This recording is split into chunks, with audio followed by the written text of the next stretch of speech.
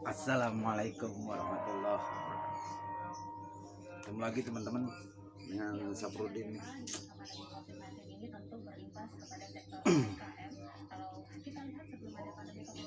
Oke teman-teman, sini Ane mau cerita tentang kisah hidup hamba. Hidup saya selama bekerja di kampung sendiri, ya, bekerja di kampung sendiri di perusahaan sih namanya CP pembuatan pengolahan emas di sini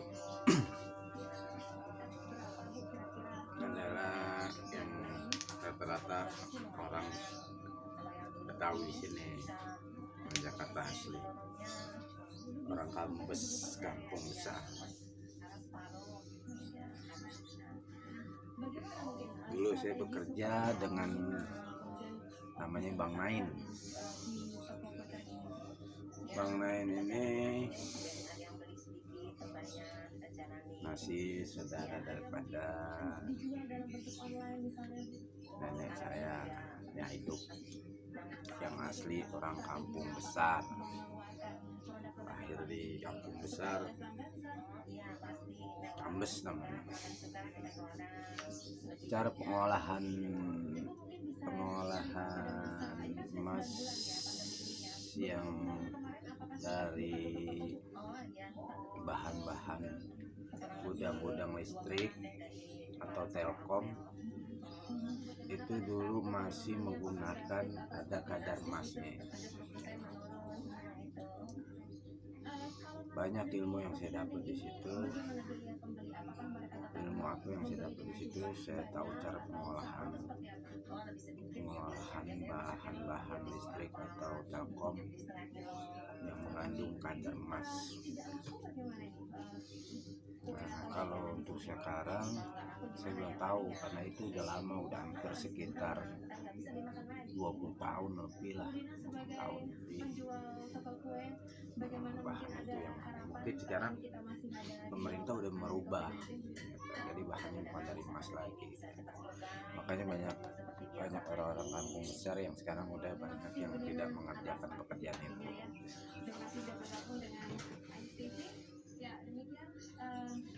Terus saya juga banyak yang mau didapat di pekerjaan. Saya sebagai pramuniaga di Koperasi Sinar Jaya Minimarket. Saya ilmu cara untuk melayani customer yang belanja di minimarket, cara untuk menjadi kasir, cara untuk menghitung barang-barang, stok barang yang ada, jumlah total yang kejual, yang masih ada, yang retur. Banyak saya dapat ilmu di situ. Terus kedua, saya bekerja di perusahaan bukan perusahaan seperti yang masih tempat hiburan, entertain, di markas biliar Tanjung Duren. Banyak ilmu yang saya dapat. Saya di situ jadi wasit biliar. Ilmu saya main biliar, alhamdulillah bisa. Saya punya level handicap 6, itu kata master yang ada di markas biliar, kayak handicap 6. Saya juga melayani untuk customer yang main di situ, untuk cara pelayanan, untuk kayak ya pengunjung senang datang ke markas itu. Saya udah jalani ilmunya. Terus ketiga saya bekerja di cleaning service. Pertama kali saya kerja di cleaning service, saya kerja di perkantoran yang ada di Menara Hijau. bersih-bersih area depan, area lobi, lantai, lift, semua area saya udah pegang semua. Dan untuk pelayanan ke para tenan yang penyewa gedung perkantoran itu sedikit saya bisa, dan juga saya sempat diangkat sebagai office boy di Menara Hijau. Entah ada apa, tiba-tiba saya diganti lagi, ya nggak apa-apa. Setelah itu saya bekerja saya balik lagi setempat saya kerja dengan Habib. Tugas saya adalah menemani dia dagang sifat 20 Asmaul Husna, poster sifat 20 dan Asmaul Husna. Banyak saya pengalaman di situ dekat dengan Habib. Saya bisa bertemu dengan banyak masyarakat karena sistem dagang yang saya buat dengan almarhum Dr. bin Jafar Muhammad bin Agil bin Yahya. Saya metode cara dagang saya saya masuk melalui RW, RT, dan warga. Di situ saya berinteraksi dengan para masyarakat, tapi tugas saya hanya menemani masuk ke dalam. Nah, dari situ saya membaca karakter para pembeli dagangan Anda itu. Mungkin metode penyampaian Habaib ini dia mengenalkan siapa dirinya, lalu mengenalkan produknya. Setelah itu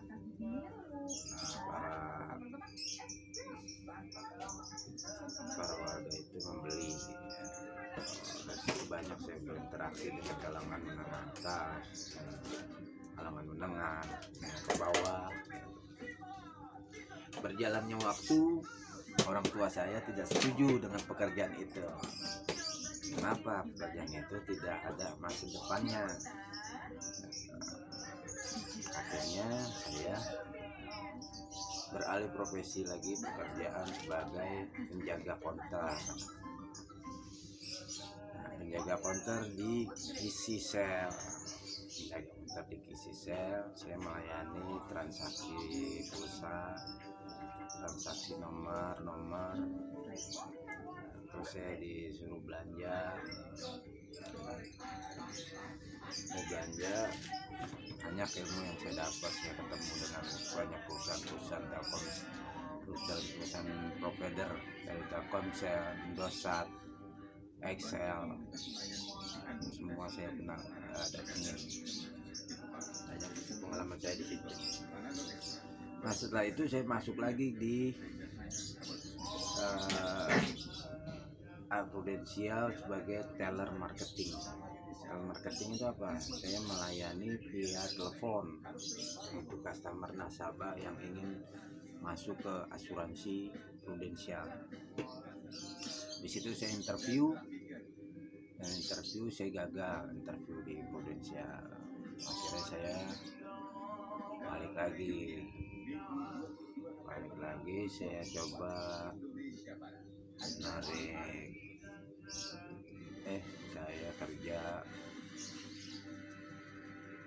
kerja sebagai ojek pangkalan. Setelah saya bekerja sebagai ojek pangkalan, ada satu perusahaan PT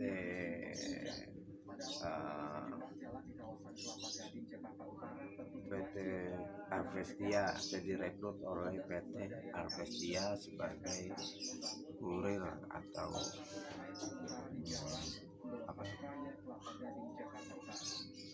semualah. Saya pekerjaan saya pegang semua, dari saya ngambil dokumen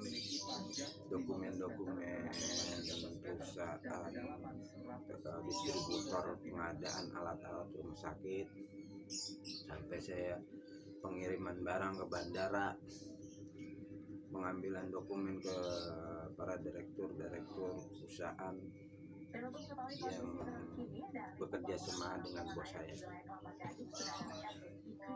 Lalu setelah itu saya mengundurkan diri keluar dengan alasan saya ingin cari yang lebih baik lagi. Saya bekerja lagi di perusahaan di pengadaan alat-alat sekolahan.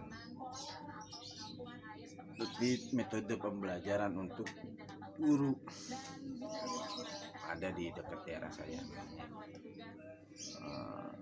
RPP. Itu saya sebagai sales, saya berdagang di daerah Bogor, satu kabupaten saya pegang. Saya masukin buku-buku metode pembelajaran yang saya pegang melalui K3S, kepala sekolah, setiap kepala sekolah saya masukin. Setelah itu saya resign dari situ, saya keluar dari pengadaan rumah sakit. Lalu saya bekerja lagi di pabrik. Saya pernah bekerja di pabrik Cadbury Indonesia, coklat, pembuatan coklat. Lalu saya bekerja lagi di agen asuransi prudensial sebagai agen nasabah prudensial asuransi prudensial. Saya direkrut oleh Bapak Pak Muksin namanya, dia leader di prudensial. Banyak ilmu yang saya dapat dari sebagai leader prudensial itu. Salah satunya saya ikut ujian AAJ. Saya punya sertifikat, dapat sertifikat, saya dapat piagam juga. Cuman satu saya belum dapat nasabah untuk yang bisa masuk ke asuransi prudensial, karena konsepnya memang susah untuk mencari nasabah ini kalau tanpa ada kerjasama daripada Pak Muksin itu sendiri untuk memberikan referensi orang yang saya akan prospek. Setelah di asuransi prudensial, saya coba lagi bekerja lagi, berdagang dengan baik lagi, tapi saya sebagai ikut doang gitu, nemenin dagang madu, minyak wangi, baju koko, apa aja bisnis semua saya jalan. Tapi saya sistem gaji, saya kadang dibayar 50, kadang dibayar 100. Nggak apa-apa, karena saya hitung saya di sini hanya ingin cari bertahan, mengisi kekosongan saya pada pekerjaan. Terus saya bekerja lagi di security. Saya di security atas nama PT Sinar Prapanca. Penempatan saya bekerja di Kelapa Gading. Areal yang saya jaga adalah areal Gading Food City.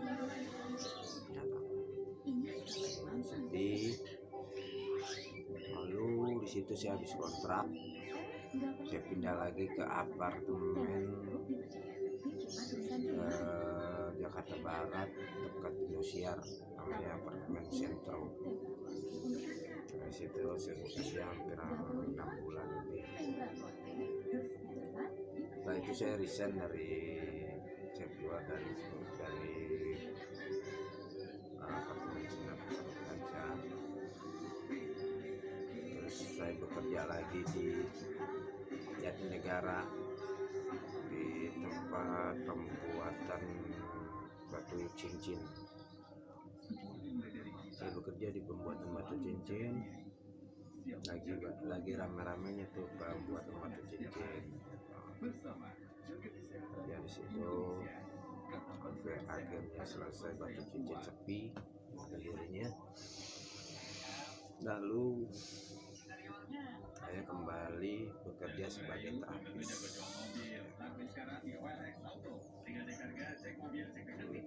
Sebagai terapis saya mengiklankan diri saya di aplikasi itu udah semenjak adanya Android ya.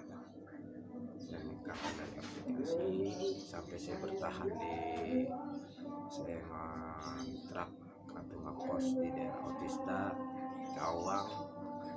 Itu paling lama pekerjaan yang saya geluti hampir 5 tahun lebih. Kalau sekarang udah hampir 8 tahun, 9 tahun.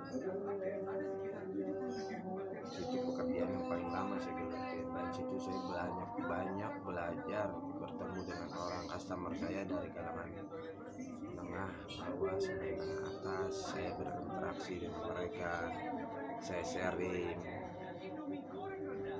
ngobrol, pemikiran, masalah politik, budaya, ekonomi, semua banyak saya dapat di situ, pengetahuan yang saya dapat.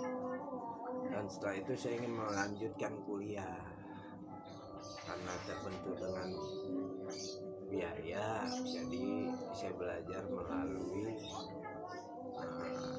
komputer aja. Dulu masih pada pakai warnet saya belajar itu. Setelah adanya Android, sekarang saya belajar dengan Android ya. Maka di sini saya pengen belajar tentang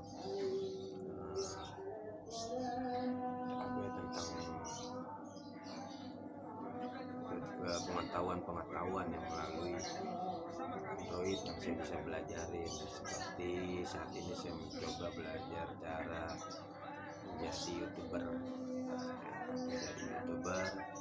Saya daftar di akun YouTube, lalu saya daftar di akun YT Studio, saya daftar di Google AdSense. Kalau daftar, saya coba pelajarin karena gimana metode atau pembelajaran saya menjadi YouTuber yang bisa dimonetisasi oleh Google AdSense. Saya banyak belajar, saya banyak sharing untuk orang-orang yang senior saya, untuk orang-orang yang lebih pengalaman. Mungkin di sini memang perlu modal gitu. Perlu modal saya bisa mengupdate, bisa mengedit untuk suara, background suara, layar, cahaya. Untuk saat ini saya bisa hanya coba menggunakan HP yang masih minim, HP yang saya buat ini. Untuk teman-teman yang menonton video ini bisa berbagi sharing untuk pengetahuan saya, untuk bisa meningkatkan YouTube saya menjadi lebih baik, lebih disukai para penonton, dan memberikan konten-konten, karena saya orang ini selalu ingin belajar tentang gimana perkembangan kemajuan teknologi sekarang. Maka saya selalu mencoba mengupload video-video yang saya buat. Tapi di sini saya tidak ingin yang melanggar dari ketentuan daripada Google. Saya pengen membuat video yang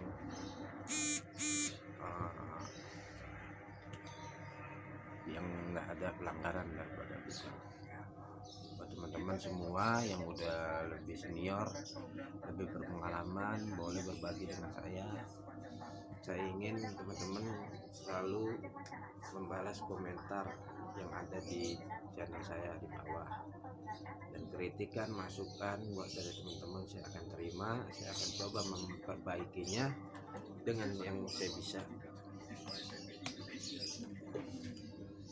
Oke, buat teman-teman, makasih semua yang udah nonton video ini, yang sudah selalu pantang video ini. Terima kasih. like, subscribe, dan komennya.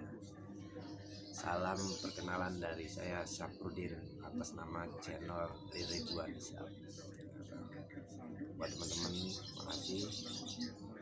Sampai ketemu lagi di channel saya selanjutnya dengan konten yang belum beraturan, masih asal-asalan. Masih saya coba konten atau vlog yang masih apa adanya, belum yang sempurna. Dan di sini juga saya cara menjelaskan juga masih belum yang rapi, belum yang masih terbata-bata, masih belum lancar. Buat teman yang nonton, yang kasih komentar, boleh ngasih masukan buat saya biar saya lebih baik lagi untuk memberikan video-video konten yang membuat teman-teman senang, girang, bahagia.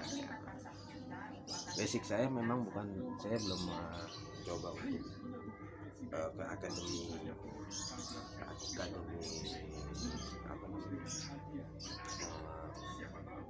YouTube gitu, belum masuk karena saya masih belajar, dan saya terus akan belajar selama masih hidup, selama masih sisa hidup saya akan terus belajar dalam segi apapun. Saya akan belajar dan terus belajar.